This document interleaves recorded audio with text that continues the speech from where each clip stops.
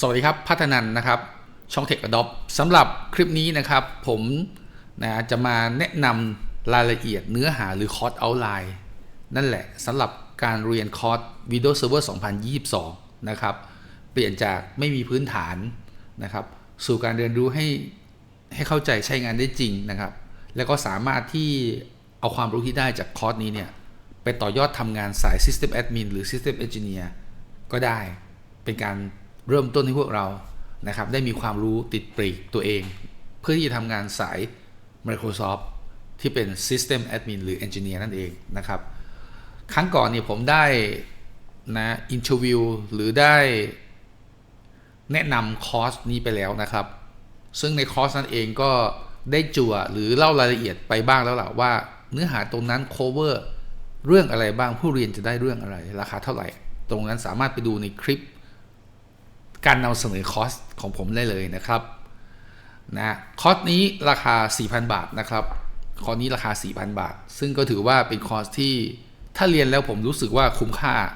มากเกินราคาแน่นอนนะครับโอเคนะครับเพื่อให้ผู้เรียนนะครับได้เข้าใจว่าโอเคเมื่อลงทะเบียนเรียนมาแล้วในคลิปนี้นะครับผมอยากให้มาดูคลิปนี้ก่อนนะครับเมื่อลงทะเบียนเรียนแล้วสิ่งที่คุณจะได้เรียนเนี่ยมีอะไรบ้างนะครับไม่รอช้าเดี๋ยวเราเริ่มกันเลยครับ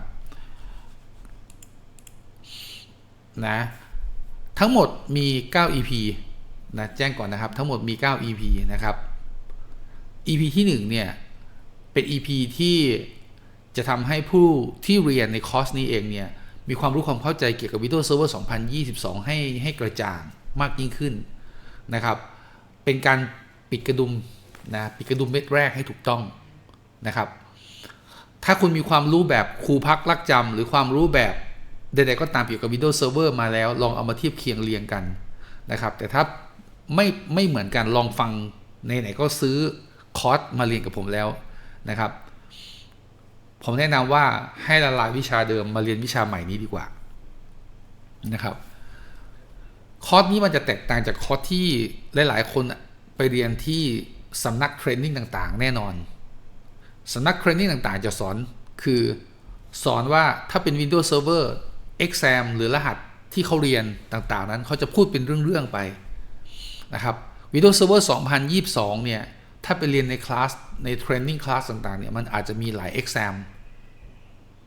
นะครับก็คือหลายหัวข้อเทรนนิ่งดังนั้นกับการที่คุณไปเทรนนิ่งตรงนั้นนะครับจะได้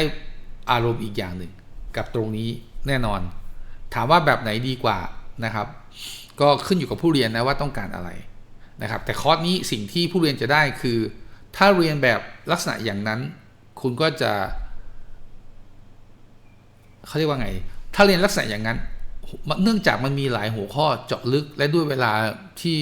แม้หลายวันก็จริงแต่เวลาไม่พอคุณก็จะได้แต่สงสัยและปฏิปต่อจากประสบการณ์ผมนะ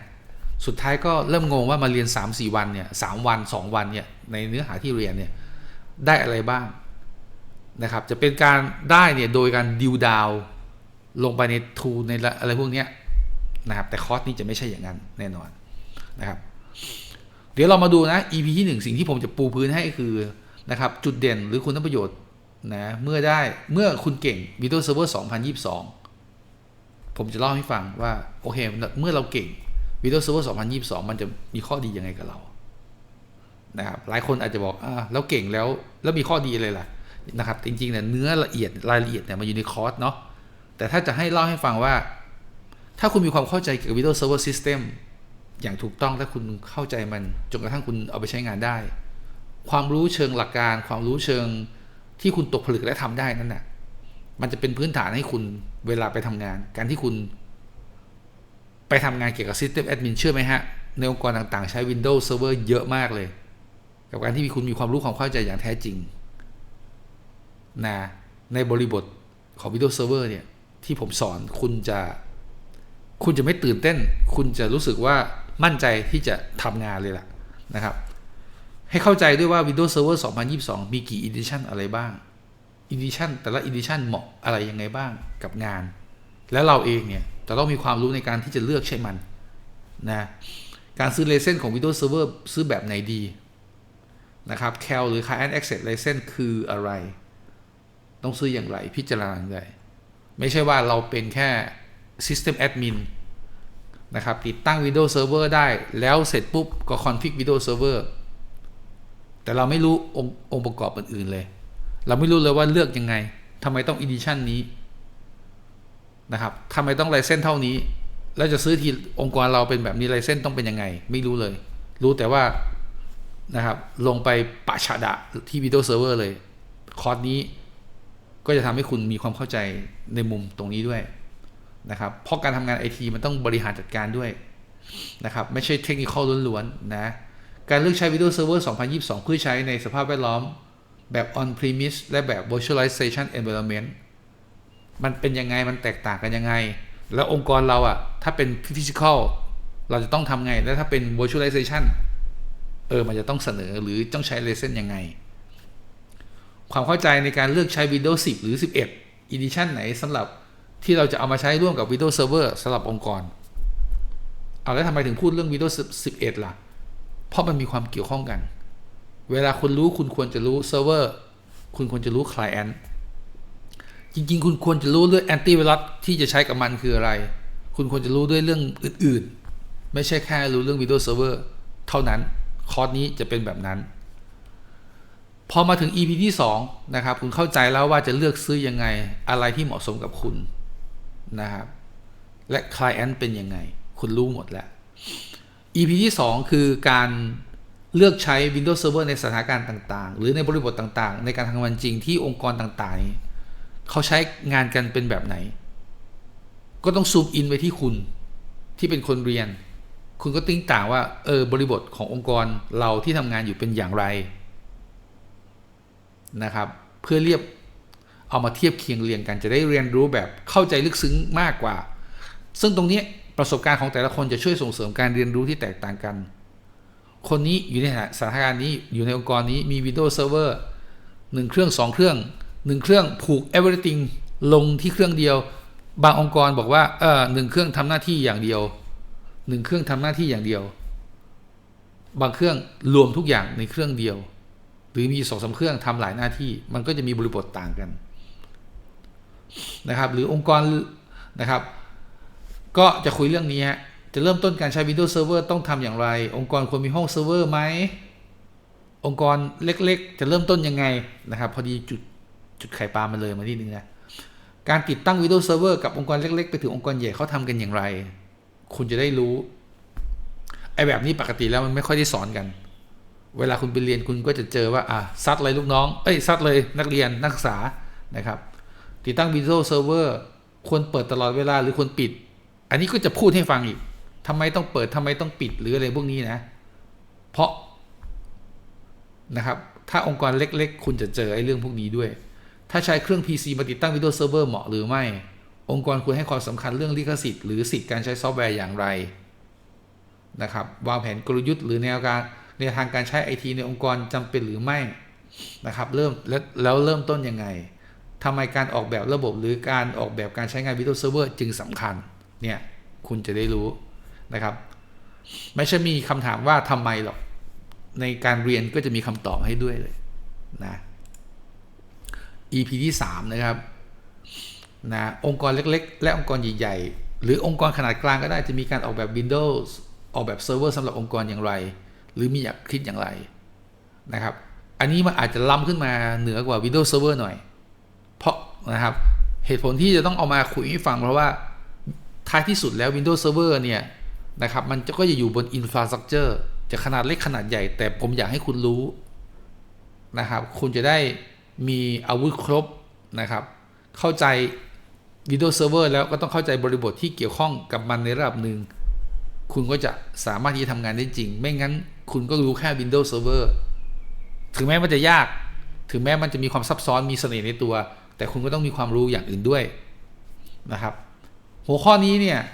จะคุยเรื่องในทางระบบ IT องค์กรเล็กหรือองค์กรใหญ่เขาพิจารณาเรื่องพวกนี้ยังไงนะอะไรที่บอกว่าเป็นองค์กรใหญ่อะไรที่บอกว่าเป็นองค์กรเล็กนะมีความน่าสนใจใช่ไหมครับหัวข้อนี้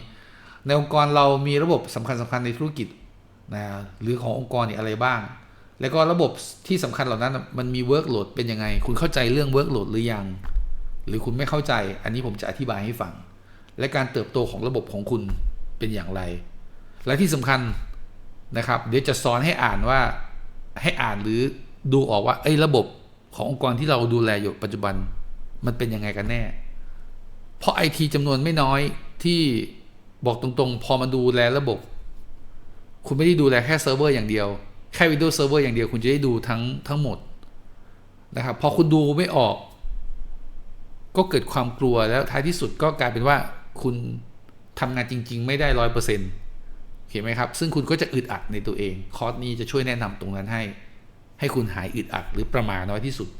นะครับถ้าไม่ออกแบบ Windows Server หรือระบบนะครับหรือทุกระบบจะเจอปัญหาอะไรบ้างอันนี้สำคัญการออกแบบเซิร์ฟเวอร์หรือ Windows Server แบบไหนมีประโยชน์สูงสุดต่อองค์กรการซื้อของจากใครหรือบริษัทไหนก็เหมือนกันคำพูดนี้จริงหรือเปล่าอันนี้จำเป็นต้องสอนนะครับเพราะถ้าคุณตอบคำถามตรงนี้ได้มันจะเกิดประโยชน์กับตัวองค์กรของคุณและตัวคุณด้วยผมต้องบอกตรงนี้สรุปว่าอย่างไรเราจะดูแลระบบอย่างไรราบรื่นไหมเหมาะสมกับองค์กรของเราไหมและเกิดประโยชน์สูงสุดยังไงพอเราคุยกันในหัวข้อนี้ผมก็จะรวบสรุปให้คุณนะครับเห็นไหมครับดีไหมฮะคุณจะได้ข้อสรุปว่าถ้าเราจะดูแลระบบให้มันง่ายมันราบรื่นต่างๆพวกนี้จะต้องทำอย่างไรนะครับ EP ที่4นะครับเริ่มต้น Windows Server 2022อย่างมืออาชีพแล้วมืออาชีพเขาเรียนอะไรกันคุณก็ต้องเข้าใจแหละครับว่า Windows Server 2022เนี่ยหน้าที่ต่างๆนะครับที่ทำหน้าที่ต่างๆจะต้องออกแบบยังไงต้องเข้าใจว่าในองค์กรเรามันมีเซิร์ฟเวอร์ที่ทำหลากหลายหน้าที่ไฟล์แชร์ทำ DHCP server ทำ domain controller ทำ web server ทำ database server อันนี้การใช้ Windows Server 2022ทำหน้าที่ต่างๆมันต้องคำนึงหรือออกแบบยังไงอันนี้ก็คุ้มแล้วนะเนี่ยเพราะปกติแล้วเนี่ยนะครับไม่บอกเลยนะว่าในคอร์สทั่วๆไปมันไม่ได้สอนแบบนี้นะครับฟีเจอร์ของ Windows Server ที่ใช้กันหลักๆเป็นยังไงมันมีฟีเจอร์เยอะมากเลยแต่ว่าหลักๆที่ใช้กันในการทำงานจริงๆมีอะไรบ้างนะครับเครื่อง Windows Server จะช้าหรือเร็วขึ้นอยู่กับปัจจัยอะไรบ้างนะครับเห็นไหมคุณรู้ตั้งแต่แรกแล้วการเตรียมตัวติดตั้ง Windows Server 2022ใน lab นะครับใน lab ที่ผมสอนผมจะใช้ ESXi แต่ในสิ่งที่พวกเราจะต้องเตรียมก็คือเครื่อง personal computer นะครับแนะนำว่าเป็นเครื่องที่มี RAM เยอะนะฮะอย่างเช่น16กิกหรืออะไรพวกนี้ก็ยังพอเล่นได้นะครับ16กิกหรือมากกว่านั้นก็ดีแล้วก็มี external hard disk เพื่อที่จะเอาไว้แยกการเขียนอ่านออกไปจากคอมพิวเตอร์หลักไม่งั้นเดี๋ยวจะเกิดปัญหาเพราะมันใช้ทรัพยากรเขียนอ่านร่วมกับงานที่เราทำนะครับแน่นอนว่าผู้เรียนเองก็ต้องเตรียมตรงนี้ให้พร้อมนะครับทางผมเองไม่ได้มีสภาพแวดล้อมให้มาเล่นได้นะครับเนาะผู้เรียนต้องเตรียมนะครับแต่ในหัวข้อนี้เดี๋ยวเราจะช่วยเหลือเป็นคลิปวิดีโอว่าโอเคนะคุณจะต้องใช้เครื่อง VMware Player ทำอย่างไรผมจะแนะนำเห็นไหมครับทำอย่างไรจะแนะนำนะครับพอเราเตรียมสภาพแวดล้อมสำหรับเรียนเสร็จปุ๊บเนี่ยก็นะครับเดี๋ยวเราจะเริ่มต้นติดตั้ง Windows Server 2022ในการดาวน์โหลด ISO ไฟล์เดี๋ยวเราจะดาวน์โหลด ISO ไฟล์ที่เป็น Evaluate เวอร์ชันจากเว็บไซต์ของ Microsoft แนะนำเครื่องมือสำคัญที่ใช้ในการทำงาน System Admin ใน Windows Server 2022นะครับการ config Windows Server 2022หลังจากติดตั้งเสร็จแบบ best practice ต้องทำอะไรบ้างสิ่งที่คุณจะได้คือมีความเข้าใจแหละว่าถ้าจะนำ Windows Server ไปใช้ในหน้าที่ต่างๆจะต้องใช้ยังไงออกแบบยังไงดูยังไงแล้วจะทำให้มันเร็วมันอะไรพวกนี้มันต้องมีหลักการยังไงนะครับเมื่อติดตั้งเสร็จคุณจะมีสเต็ป by สเต็ปที่ถูกเป็นไกด์ไลน์นะครับผมเองก็สอนทีมงานแบบนั้นเมื่อคุณติดตั้ง Windows Server เสร็จสิ่งที่คุณจะต้องทำมี1 2 3 4 5 6 7 8 9 10คุณจะต้องทำเช็คลิสต์คุณจะได้หลักการเหล่านั้นถ้าคุณเข้าใจเรื่องพวกนี้ดีสเต็ปคุณดีคุณจะมีการคลิกที่มีความมั่นใจเข้าใจไหมครับและเมื่อคุณมีความคลิกมั่นใจคุณเข้าใจอย่างถูกต้อง เวลามันเกิดปัญหาคุณจะ troubleshooting ปัญหาอย่างวินิจฉัยอย่างถูกต้องว่าปัญหามันคืออะไร Windows Server บอกเลยวินิจฉัยปัญหาผิดชีวิตเปลี่ยนนะครับแต่ว่าคอร์สนี้ไม่ใช่คอร์ส troubleshooting นะครับต้องแจ้งไว้ก่อนแต่ก็จะให้แนวทางพวกนั้นไปด้วยในส่วนที่จำเป็นจะต้องเกี่ยวข้องกับการเรียนรู้และทำงาน EP ที่5นะครับเข้าใจเกี่ยวกับ Windows Server 2022 Domain Controller หรือว่า Active Directory การออกแบบ Domain Controller หรือ Active Directory นั่นแหละเพื่อใช้ในธุรกิจอันเนี้ยจะได้เข้าใจเนื้อหานี้จะเป็นเนื้อหาหลักเพราะมันเกี่ยวข้องกับการทำงาน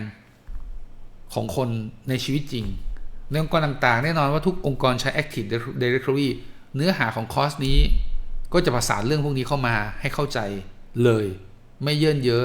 จะไม่ได้พูดถึงแค่ Windows Server แล้วจบนะครับเรื่องนี้เป็นเรื่องสำคัญและผมเองก็มีประสบการณ์ในการทำงานพวกนี้มาเยอะมากพอสมควร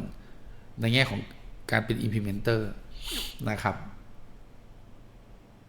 นะเราจะเรียนเรื่องอะไรบ้างเราต้องเรียนว่าเข้าใจนะว่าทำไม Windows ทำไม Domain Controller หรือ AD เนี่ย Active Directory เนี่ยเป็นพระเอกสำคัญอย่างไรเราต้องเข้าใจอะไรยังไงบ้าง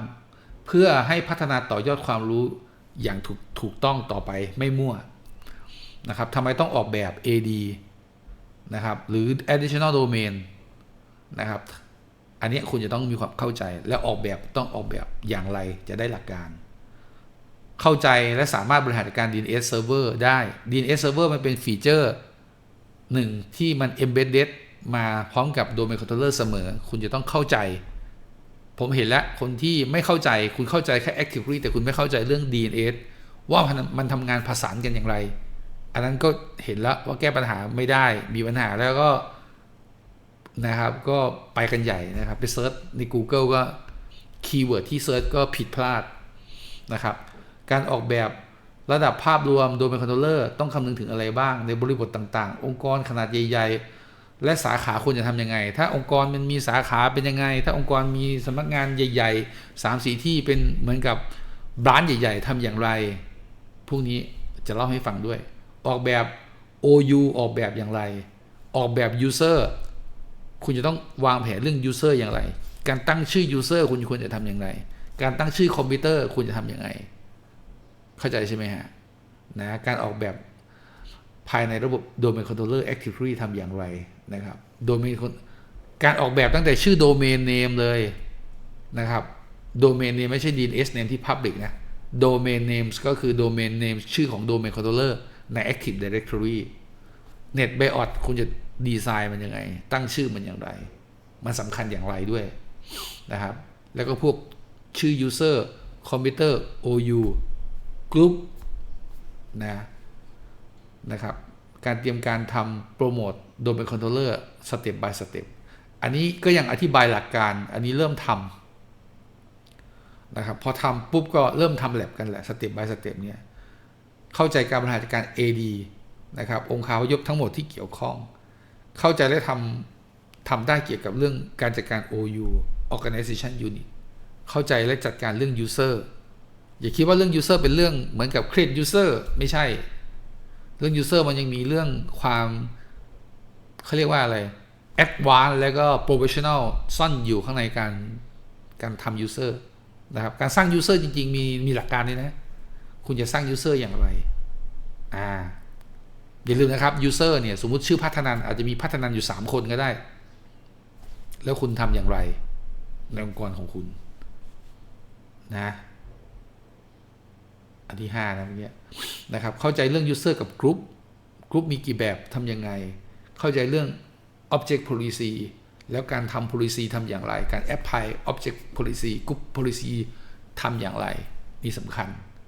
จริงๆ EP 5นี่ก็เอาไปทำมาหากินได้แล้วนะครับ EP 6คือการใช้ Windows Server 2022 กับ Windows 10 กับ 11 Professional หรือเวอร์ชันก่อนหน้าเนี่ยให้มีความเข้าใจนะครับว่า User เนี่ยใช้งาน Windows 10 กับ Domain Controller เนี่ยมีความสัมพันธ์กันยังไงคุณจะจัดการเซิร์ฟเวอร์ได้อย่างเดียวแต่คุณไม่เข้าใจ Client เลยซึ่งเป็น Windows 10 หรือ Windows 11 หรือ Windows ก่อนนั้นนะไม่ได้ในคอร์สนี้ก็ fulfillment ตรงนี้มาให้ทดสอบการใช้งาน Windows ที่เป็น Professional ทำการ Join Domain นะครับผมจะอธิบาย Scenario ในการใช้งาน ระหว่างเครื่อง Client ที่จอยคอมพิวเตอร์มารวมทั้งเซิร์ฟเวอร์ตัวอื่นด้วยนะที่จอยเข้ามาใน Active Directory คุณจะได้เข้าใจบริบทการจัดการ Member Domain ที่เป็นทั้ง Client ที่เป็น Windows และเป็น Windows Server โอเคไหมฮะจัดการคอมพิวเตอร์ Client อย่างไรทั้งคอมพิวเตอร์ Client และ User ในกรณีที่ User หรือพนักงานนั้นลาออกคุณจะทำยังไงนะครับ EP ที่ 7 ก็คือการใช้ Windows Server ในโรสำคัญต่างๆอย่างเช่นเอาไว้ใช้ทำไฟล์เซิร์ฟเวอร์ซีนาริโอในการทำวิดีโอกับไฟล์เซิร์ฟเวอร์ทำอย่างไรใช้งานยังไงแนะนำใน EP นี้ถ้าจะเอาเซิร์ฟเวอร์ไปทำ DHCP ทำอย่างไรเอาเซิร์ฟเวอร์ไปทำเว็บเซิร์ฟเวอร์ทำอย่างไรนะครับการใช้โลต่างๆนะครับควรรวมกันหรือแยกกันทำอย่างไรใช้หลักการหรือการออกแบบอย่างไรอันนี้ก็แอดวานซ์นะครับการจัดการบริหาร Windows Server ในกรณีให้ความมีความปลอดภัยคุณเข้าใจคุณทำได้แล้วทั้ง AD ทั้ง DNS ทั้งโลต่างๆที่ผมอธิบายเมื่อกี้คุณก็ต้องมีความเข้าใจว่าถ้าคุณจะสำรองกู้คืนทั้งระบบทั้ง System ต้องทำยังไงคุณจะต้องตระหนักเรื่องพวกนี้ด้วยนะครับในคอร์สนี้ก็รวมมาให้เลยนะครับคุณจะได้เอาไปทำงานได้จัดการระบบป้องกันไวรัสคุณทำอย่างไรแผนฉุกเฉินสำหรับระบบหรือแผนนะครับที่จะให้ธุรกิจหรือธุรกิจที่เราดูแลมันไปได้ต่อเนื่องนะทำยังไงมุมมองของคน IT ที่เราเป็น IT เราจะต้องมี mindset ในการจัดการเรื่องพวกนี้ยังไงแต่เพราะงั้นผมให้ความรู้ตรงนี้ไปนะครับคุณจะดูเหมือนกันคนที่ทำงานแบบมืออาชีพเพราะว่าคุณไม่ใช่แค่ System Admin หรือ System Engineer ที่ดูแลระบบนั้นคุณจะนึกถึงว่าเฮ้ยฉันดูแลระบบแล้วมันยังมี Beyond นอกจากที่ฉันดูแล้วมันมีส่วนอื่น Client มีส่วนอื่น Server มีส่วนอื่นเรื่อง License มีส่วนอื่นเรื่องแผนฉุกเฉินแผนต่างๆกับการที่คุณมีความรู้แบบครบครันแบบนี้หลากหลายด้านซึ่งจะได้ในการเรียนตรงนี้ก็จะทำให้คุณเองเนี่ยมี value กับองค์กรดีไหมครับการที่เรามีความสำคัญมันเป็นเรื่องที่ดีนะครับวิชาแก้ไขปัญหาสำหรับ System Admin เบื้องต้นจะแนะนำให้นะครับ EP ที่ 9 ก็เป็น EP สุดท้ายนะครับผมก็จะมาสรุปบทเรียนที่ได้ในคอร์สนี้เมื่อจบแล้วกับพวกเรานะครับซึ่งก็จะพัฒนาจากต้องบอกว่าคนที่สนใจคอร์สนี้แน่นอนว่าคุณจะต้องนะครับทำ lab ด้วยนะถ้าคุณไม่ทำ lab คุณจะเรียนรู้ได้ไม่เต็มที่เขียนไหมครับคุณจะเสียโอกาสในการที่จะได้เรียนรู้แล้วก็ไม่เสียเวลาเปล่านะถ้าใครจะเรียนก็เรียนแบบตั้งใจเรียนตั้งใจเข้าใจครั้งเดียวคุณสามารถที่จะรีพีทคุณประโยชน์ที่คุณได้อีกมากมายในอนาคตเลยนะครับก็นะครับคอร์สนี้อยากจะพัฒนาผู้ที่ไม่รู้หรือรู้บางส่วนอยู่แล้วหรือมีความตั้งใจดีนะครับที่อยากจะเรียนรู้นะครับจะเปลี่ยนเป็นผู้ที่รู้และเข้าใจภาพรวมสังเกตว่าไม่ได้แค่เข้าใจแค่ Insight จะให้เข้าใจ Insight Outside ของ System ที่เกี่ยวข้องด้วยนะครับเตรียมพร้อมปรับตัวนะเพราะงั้นพอเรารู้เรามีความรู้เรามีอาวุธหลากหลายอาวุธนะครับเราเข้าใจทั้งหมดก็จะทำให้เวลาเราไปทำงานปัญหามันน้อยผมเรียนเลยครับว่าปัญหาทุกวันนี้ที่เกี่ยวข้องกับระบบต่างๆคือความไม่เข้าใจแล้วไปลงมือทำเลยแบบไม่เข้าใจระบบมันไม่ได้ออกแบบอย่างถูกต้องเข้าใจแค่ส่วนหนึ่งแต่ฝากหนึ่งไม่เข้าใจก็จะเกิดปัญหานะครับทั้งในแง่ของระบบมันก็มีปัญหาในแง่ของคน IT คนนั้นก็อาจจะไปคอนฟลิกต์กับยูเซอร์ก็เป็นเรื่องบานปลายใหญ่โตไปอีกนะครับเพราะฉะนั้นเรียนคอร์สนี้คุ้มที่สุดโอเคไหมครับเรียนคอร์สนี้คุ้มที่สุดผมกล้าบอกเลยนะครับตอนนี้ผมเองเนี่ย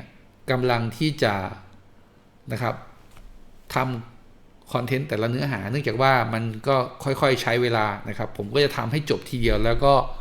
ปล่อยให้พวกเรามาเรียนกันอันนี้ผมก็นะครับเป็น EP ที่1แล้วกันในการที่จะมา introduction course ว่าแต่ละ EP ที่พวกเราจะได้เรียนเมื่อลงทะเบียนเรียนแล้วเนี่ยมีอะไรบ้างเห็นไหมครับเมื่อเรียนรู้เข้าใจตรงนี้แล้วก็จะได้รู้